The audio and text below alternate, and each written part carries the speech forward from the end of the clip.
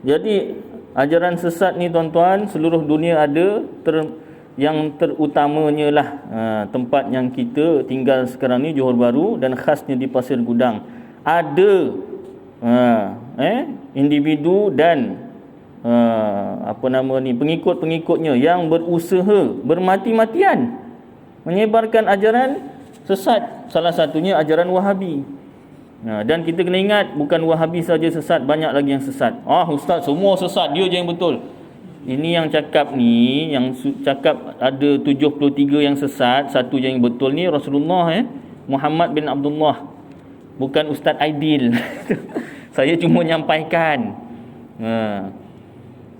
Jadi macam mana caranya? Tak lain dan tak bukan belajar berkitab.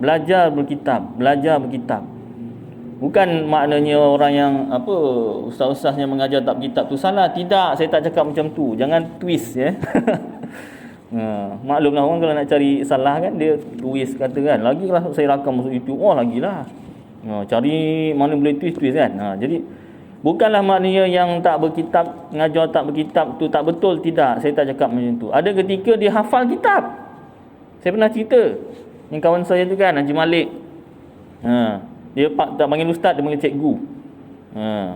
Ustaz dia suruh panggil cikgu, jangan panggil ustaz. Dia tak layak kata dia. Aku cikgu lah.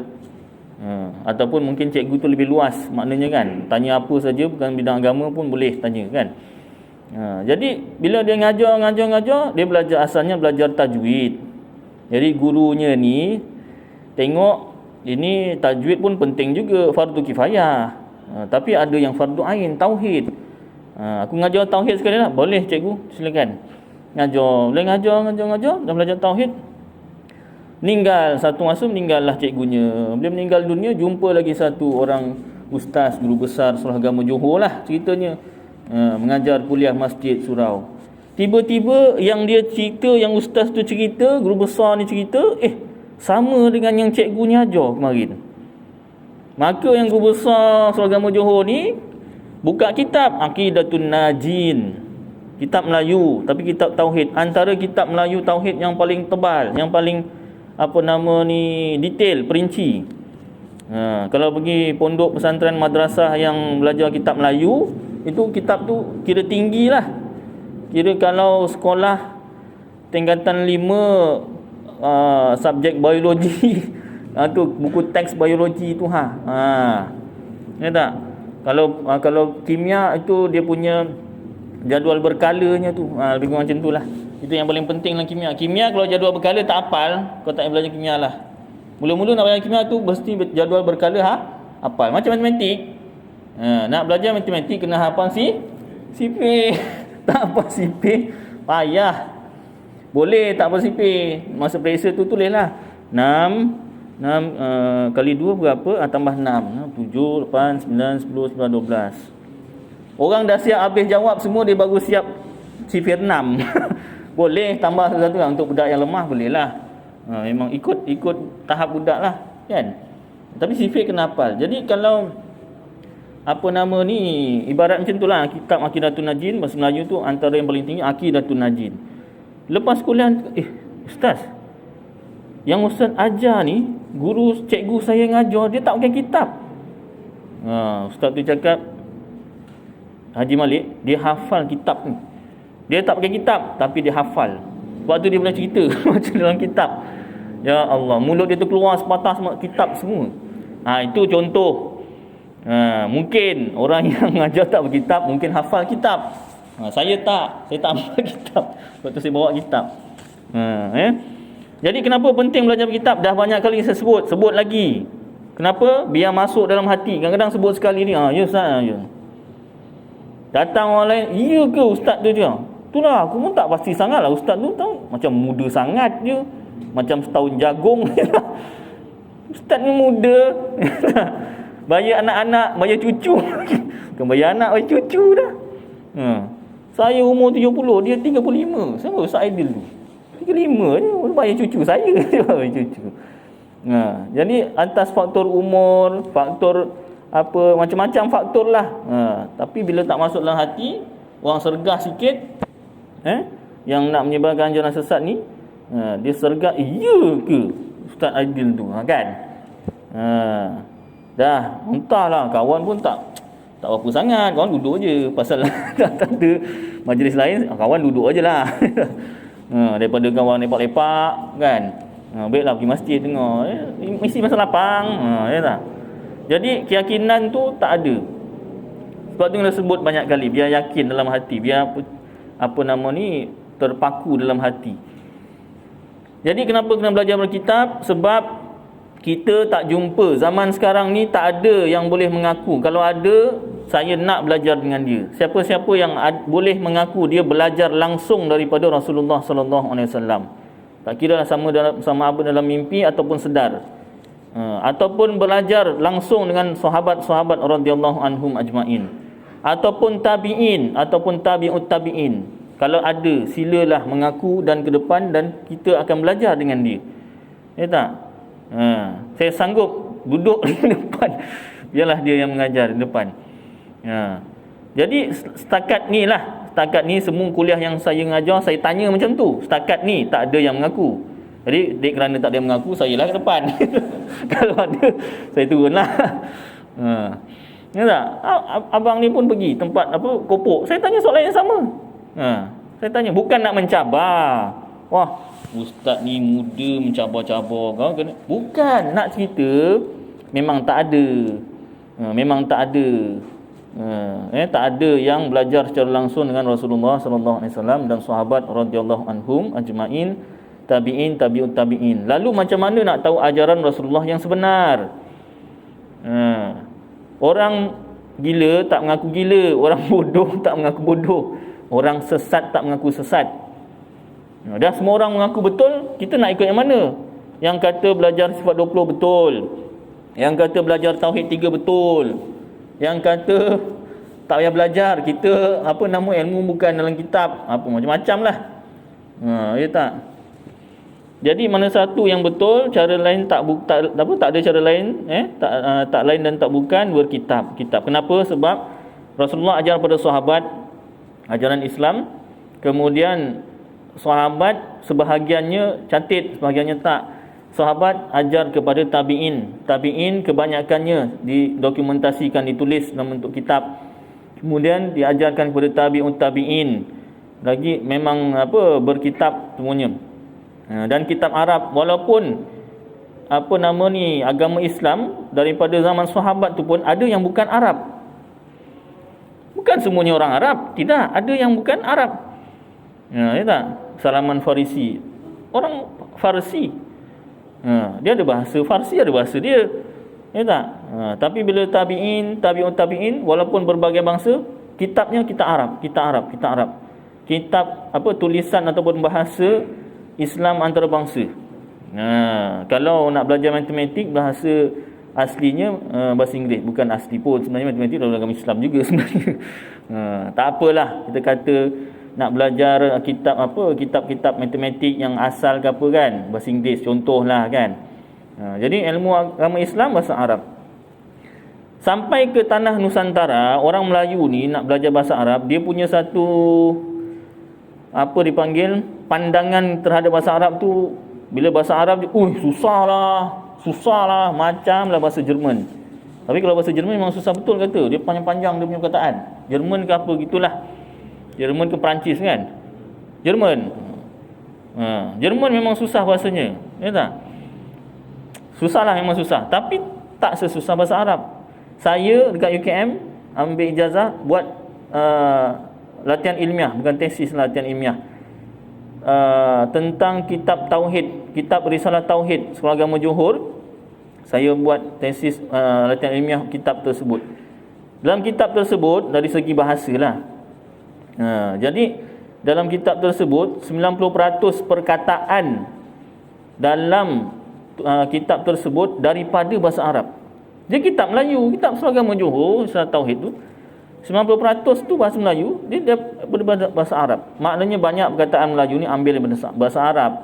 Cuma kita bila tak belajar bahasa Arab, tak tahulah benda tu daripada bahasa Arab. Contoh Assalamualaikum, itu yang bahasa Arab sah. Yalah. Assalamualaikum lah Ustaz. Contoh apa? Contohnya apa pun contoh buat contoh. Ustaz kata banyak mana-mana. Contoh kerusi, kursiyun. Meja-mejayun, bukanlah. Bukan semuanya bahasa Arab. Apa lagi? Apa macam-macam lah. Nak itu susah pula. Wajhun, wajah. Tak? Kerusi dah tadi. Wajah apa lagi? Rehat. Banyaklah sebenarnya banyak, cuma kita tak perasan. Jadi bahasa Melayu dengan bahasa Arab sebenarnya dekat. Dekat. Jadi bila bahasa Arab, tapi orang Melayu punya pandangan bila bahasa Arab susah, ulama Nusantara, bukan Malaysia saja, Indonesia, Thailand, Banjarmasin, Banjarlah, dan sebagainya, banyak menterjemahkan kitab-kitab bahasa Arab ke bahasa Melayu, ataupun diambil. Kalau dia tak terjemah direct pun diambil. Kitab Risalah Tauhid Agama Johor tu pun asalnya daripada bahasa Arab. Kalau depan tuan-tuan baca tu asal bahasa Arab, diterjemahkan. Ataupun diambil sedikit daripada kitab Arab, sedikit kitab Arab yang banyak, kemudian dikumpulkan jadi satu kitab Melayu. Contoh kitab Aqidatun Najin tu pun ambilan daripada kitab-kitab Arab. Nanti ada masa kalau yang ajar tauhid, ustaz-ustaz yang ajar tauhid tu mungkin dia ajar Aqidatun Najin, kalau dibandingkan dengan kitab-kitab Arab sama, isinya sama. Jadi kita belajar kitab Melayu ni ikut peringkat-peringkat lah. Maknanya bila kita belajar kitab Melayu dah lama kelamaan, dah pandai, dah khatam semua kitab Melayu kan, barulah naik ke kitab-kitab Arab pula. Itu peringkat belajarnya. Barulah naik lagi kitab-kitab syarah hadis, macam kitab Bahrul Mazi tu kan. Takkan nak biar berabuk aja bila nak belajar. Saya pun baca sekali dua je kan, bab-bab tertentu je. Kemudian naik lagi kitab tafsir macam Masjid Kopok. Masjid Kopok dia ada yang mewakafkan kitab tafsir Ibnu Katsir, tapi Rumi lah, tulisan Rumi, terjemahan daripada kitab Arab ke bahasa Indonesia. Bahasa Malaysia belum ada lagi yang buat setakat ni. Kalau tuan-tuan ada kepakaran nak buat, boleh, lagi bagus. Jadi itu peringkat belajar. Maka kita kena ingat sumber ilmu dalam akidah, dalam Islam ini 4: Al-Quran, hadis, ijma' ulama dan qiyas. Ingatlah, ajaran sesat dia tak pegang 4 ni, sebab tu dia jadi sesat. Kenapa banyak ajaran sesat, Ustaz? Yang pertama, tak ada ilmu tentang ajaran yang betul, tauhid, fikih, tasawuf. Itu sebab kerajaan Johor galakkan seluruh agama, tak wajibkan tapi galakkan. Tak? Kemudian tak ada ilmu. Yang kedua, dia tahu tapi dia berdegil. Ini yang payah. Kalau dia tak tahu, kita sampai kat maklumat, insya-Allah. Sesat ke? Ingatkan betul. Orang yang tak tahu kita beritahu, alhamdulillah, senang, insya-Allah. Mudah untuk kita kembalikan ke pangkal jalan. Kalau yang dah tahu tapi degil ni, itu yang payah. Dia tak tahu yang dia tu salah, ataupun dia tahu yang dia salah tapi tak nak menerima kebenaran. Kenapa? Sebab kawan-kawan yang sesat dah ramai. Nanti kalau dia berpindah kepada yang benar, kawan-kawannya hilang, kepentingannya tertentu hilang dan sebagainya. Jadi hati-hatilah tuan-tuan, jagalah diri kita, anak-anak kita, isteri kita atau isteri-isteri kita, cucu, keluarga, jiran-jiran, kawan-kawan daripada ajaran sesat. Sampaikanlah apa yang kita dah belajar daripada tauhid, fikih, tasawuf. Panjang pula kenalan ni. Baik, sambung. Penting tuan-tuan, kena selalu ingatkan. Baik, kitab Al-Jawharul Mawhub wa Munabbihatil Qulub bagi Al-Alim Al-Allamah Asy-Syaikh Ali bin Abdul Rahman Al-Kelantani. Kalau yang Jawi muka surat 106 1, 2, 3, 4 baris dari atas bawah. Yang lepas, doa tidak membelakangkan qada Allah, takdir Allah. Doa tidaklah mengubah takdir. Dalam kitab ni kitab tasawuf tapi dibahaskan tentang tauhid, kaitannya, supaya ada kaitan. Sebab bab doa tu masuk dalam tasawuf tapi diperingatkan tentang tauhid. Bukanlah maknanya bila kita doa Allah ubah takdir. Bukanlah maknanya Allah Ta'ala tu maha kuasa. Salah satu kuasa Allah, Allah mestilah berkuasa mengubah takdirnya. Tak boleh. Tak? Tu sebab kita belajar sifat 20. Bukanlah sifat 20 tu Allah hanya ada 20 sifat. Tidak. Geram betul kadang orang yang sejalan sesat ni. Dia tuduhnya kita, apa Allah ada 20 sifat je? Mana ada? Kau tak duduk belajar, kau tak tahu. Kitab Tauhid semua sebut awal-awal sebelum belajar sifat 20 tu, sifat Allah ada banyak, bukan 20. Habis 99. 99 tu pun sifat Allah juga, nama Allah juga sifat Allah. Tapi bukan setakat 99. Habis berapa? Tak terbilang. Berapa? Allah sahaja yang tahu. Habis apa-apa dia? Iaitu segala sifat kesempurnaan. Segala sifat kesempurnaan. Habis kena belajar 20 je. 20 ni pun kau tak nak belajar, lagi nak lebih. Tapi 20 ni, dalil ni bukan tu. Itu dalil nak ngejek dia tu. Dia tak belajar sifat 20. 20 sifat ni itu yang ada dalam Quran dan hadis, yang diberitahu oleh Rasulullah sallallahu alaihi wasallam. Lebih daripada tu, 99 nama Allah itu pun termasuk dalam sifat 20. Tapi setakat ni tak ada. Bukan tak adalah, saya lah belum belajar sifat daripada nama-nama Allah 99 ni masuk sifat yang mana, masuk sifat itu saya tak belajar lagi. Tapi maknanya kenapa belajar 20 saja? 20 ni merangkumi segala sifat kesempurnaan yang lain yang kita tak tahu bilangannya. Antara soalan yang paling biasa diajukan ajaran sesat, biasanya ajaran Wahabi lah. Awak kata awak belajar Ahlussunnah wal Jamaah Asy'ariyah Maturidiyah. Istilah Asy'ariyah Maturidiyah ni baru, dia kata. Zaman Rasulullah tak ada. Kenakan ngotot-ngotot. Itu saya lah yang ngototkan. Kalau dengan YouTube dia pun lebih kurang macam tu juga.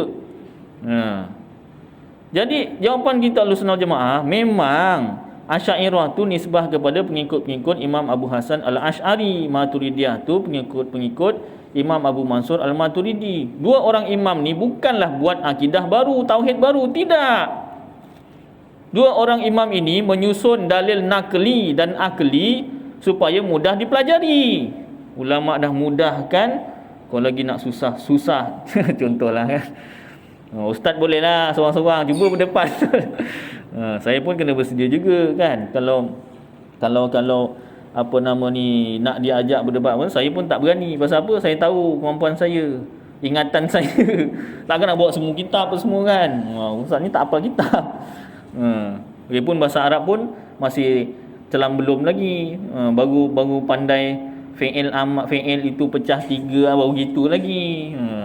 Suruh kita Arab betul kan tak pandai. Ya tak? Tapi maknanya saya sampaikan apa yang saya dah belajar. Jadi soalan kalau diajukan, kenapa ikut Imam Abu Hasan Al-Asy'ari dan Imam Abu Mansur Al-Maturidi? Sebab mereka dua imam ini menyusun akidah yang berdalilkan dalil nakli dan akli, mudah untuk dipelajari. Zaman Rasulullah memang tak ada istilah Asy'ariyah Maturidiyah, sebab Imam Abu Hasan Al-Asy'ari pun lahir kemudian. Tetapi isi kandungan dalam pelajaran sifat 20 ini ataupun Asy'ariyah Maturidiyah ini sama seperti ajaran Rasulullah sallallahu alaihi wasallam. Buktinya duduklah belajar dulu dalil nakli akli, barulah tahu. Isinya sama. Namanya tak ada. Begitu juga awak kata belajar sifat rububiyah, uluhiyah, asma wa sifat. Zaman Rasulullah ada nama macam tu. Tauhid Trinity, Tauhid 3 ada. Bahasa Melayu lagi. Kalau bahasa Arabnya uluhiyah, rububiyah, asma wa sifat. Ada. Ada ke disebut maknanya bersusun? Yang pertama uluhiyah, dua rububiyah, tiga asma wa sifat. Tak adalah, tak ada pula. Soalnya sekarang isinya. Isi dalam pelajaran akidah sifat 20 sama dengan ajaran Rasulullah. Buktinya dalil nakli Quran dan hadisnya ada. Manakala awak punya ajaran tauhid 3, rububiyah, uluhiyah, asma wa sifat, isinya tak sama. Dalilnya ada Quran hadis, tapi pemahaman awak Pemahaman awak, bukan pemahaman para ulama. Dalilnya Quran hadis juga, tapi pemahaman mereka sendiri. Malah mereka mengaku ajaran salaf.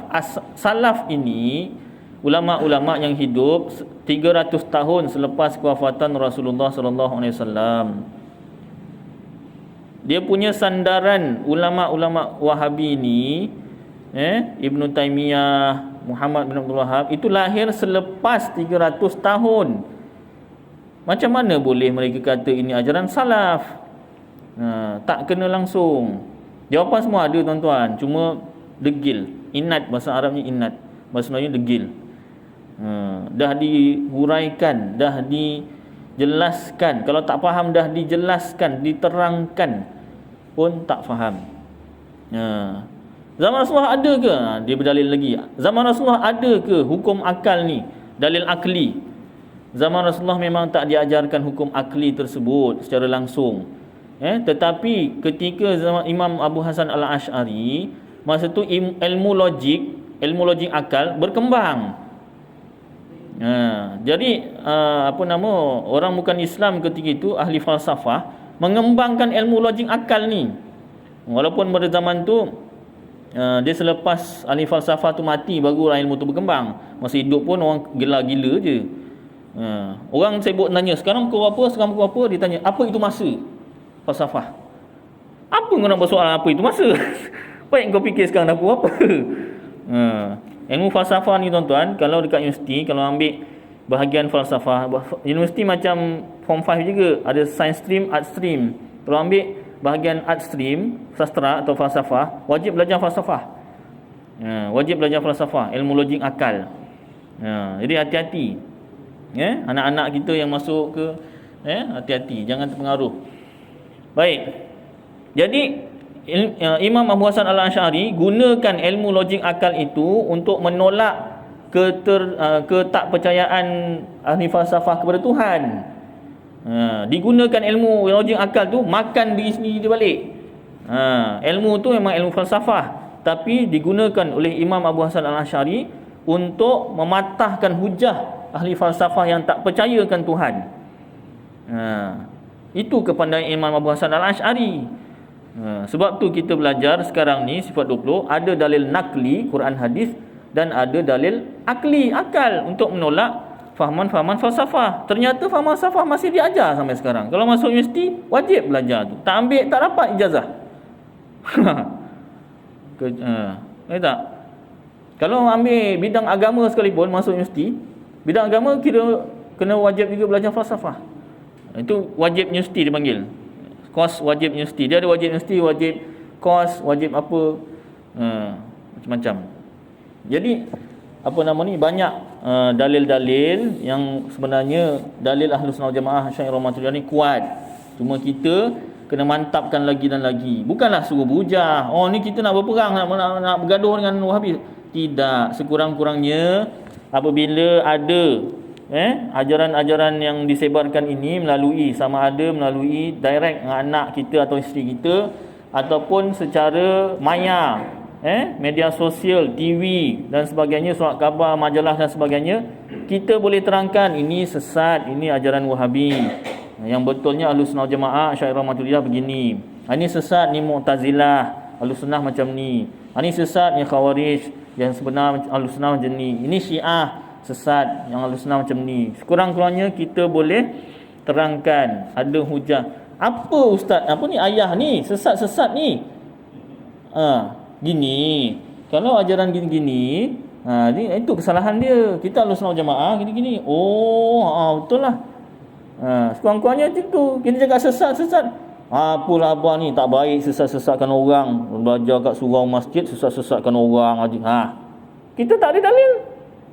Jadi sekurang-kurangnya bila kita belajar, kita tahu, kukuhlah pegangan kita. Bila kita nak nyampaikan ke orang tu, orang pun bolehlah percaya. Jangan buat hujah, ayah ni sesat-sesat. Ustaz Aidil kata sesat, sesatlah. Ustaz Aidil tu siapa? Ada bersoalkan balik. Jadi jangan gunakan nama Ustaz Aidil lah, kitab. Kitab. Sambung sini.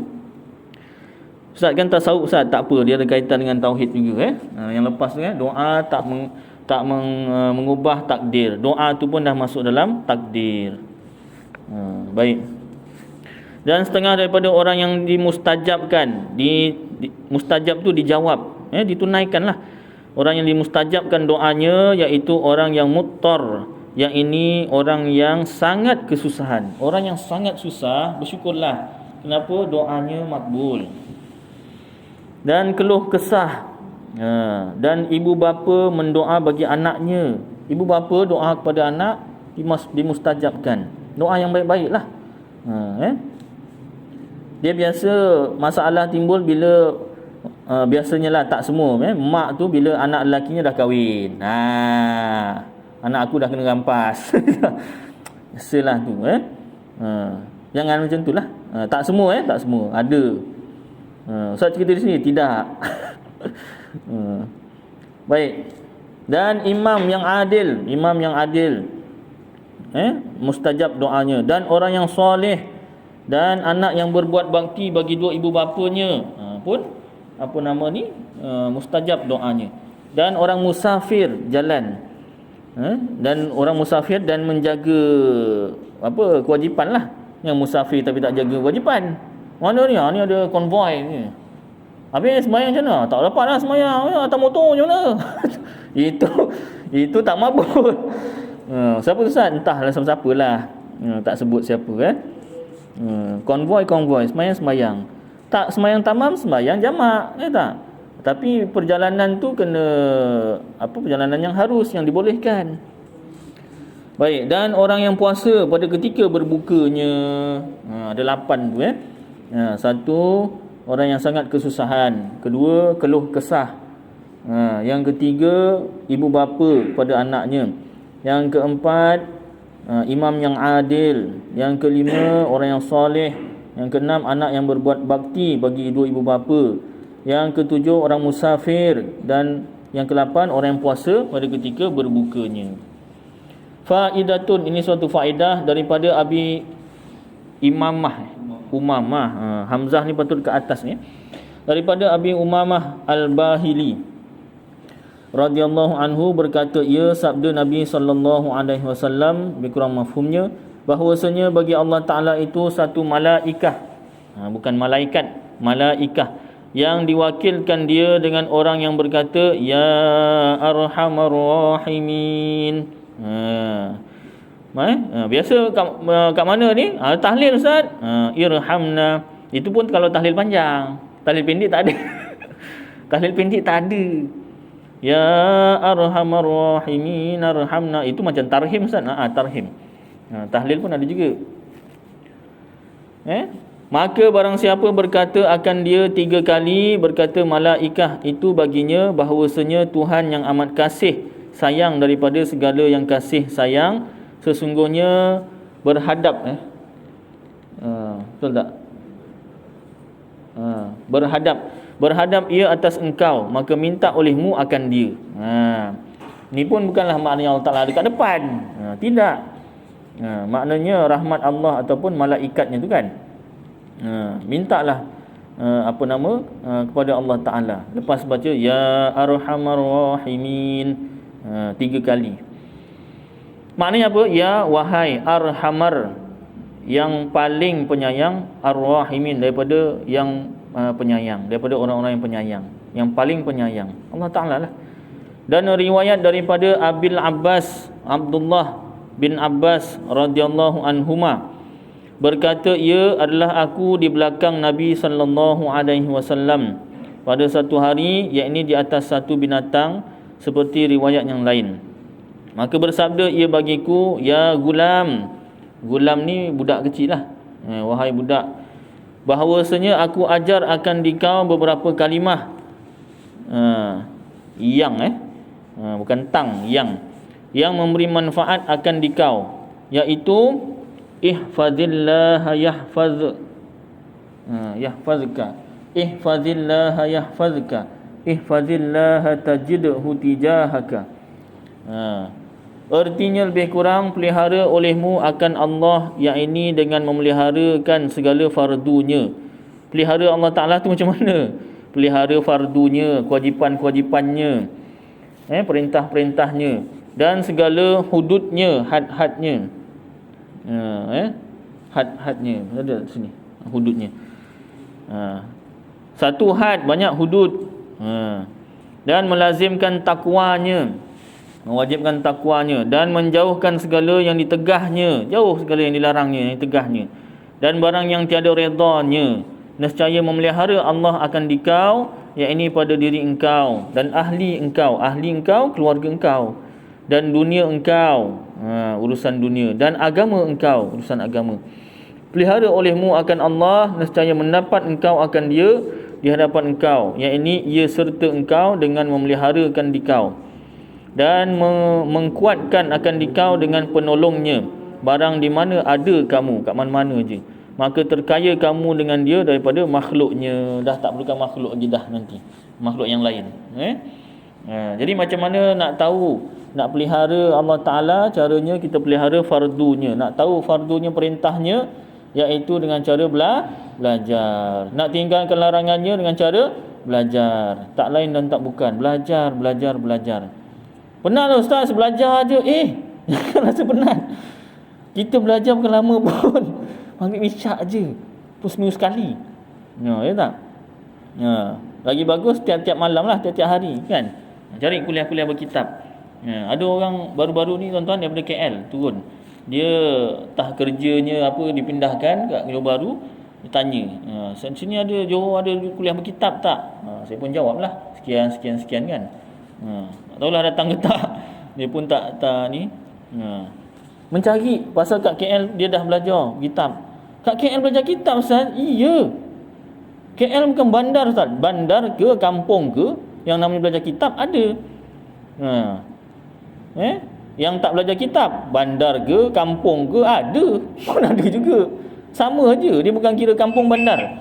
Nak belajar dengan tak nak belajar je. Habiskan sikit lagi tuan-tuan. Dan lagi sabdanya lebih kurang mafhumnya, apabila meminta engkau, maka minta olehmu akan Allah. Jangan kamu minta akan yang lain daripadanya, kerana bendaharaan kemurahannya pada tangan kudratnya. Sebut lepas tangan kudratnya. Kerana tiada yang kuasanya dan tiada yang memberi oleh yang lain daripadanya. Maka ia jua yang terlebih sebenar, bahawa dikosot akan dia istimewa ia, panjang pula istimewa pula ia jua yang membahagi akan rezeki dan mentakdirkan dia bagi tiap-tiap seorang dengan sekira-kira barang sekehendaknya. Tiada terdahulu dan tiada kemudian, dan tiada lebih dan tiada kurang, dan diiktibarkan pada ilmunya yang qadim. Masuk tauhid ni. Dan jikalau ada jatuh, yang ini berlaku pada demikian itu, tabdil dan bertukar dan berubah pada lauh mahfuz sekalipun, dengan sekira-kira digantung akan dia dengan syarat meminta doa umpamanya. Dan kerana demikian itu adalah bagi meminta doa itu faedah, kerana ihtimal bahawa adalah memberi yang dituntut itu digantungkan atas meminta. Maka serta menilik bagi demikian tiada faedah meminta pada makhluk serta berpegang atas mereka itu. Habiskan sikit kerana bahawasanya hati mereka itu sekaliannya pada tangan kudrat Allah Ta'ala. Macam itu je lah. Jadi insyaAllah tuan-tuan, ni masuk tauhid ni. Nanti kita ulang lagi. Berkaitan dengan tauhid. Doa dia ada kaitan dengan tauhid. Kalau kita salah, tak belajar tauhid, kita ingatkan doa tu mengubah takdir. Tidak. Sebenarnya doa itu pun dah masuk dalam takdir. Tapi diperintah juga supaya berdoa. Kita Ahlussunnah Jamaah pegang hakikat tauhid dan pegang zahir syariat. InsyaAllah tuan-tuan mudah-mudahan apa yang kita baca bersama bermanfaat untuk saya dan tuan-tuan, dapat kita amalkan dan sampaikan insyaAllah. Aku qauli hadza wa astaghfirullahal azim li wa lakum wa lisairil muslimina wal muslimat wal mu'minina wal mu'minat fastaghfiruh fa ya fawzal mustaghfirin wa ya najatat taibin. Wa sallallahu tabaraka wa ta'ala ala khairi khalqihi Sayyidina Maulana Muhammad wa ala alihi wa sahbihi wa baraka wa sallam. Subhana rabbika rabbil izzati amma yasifun. Wa salamun ala al mursalin walhamdulillahi rabbil alamin. Taqabbalallahu minkum.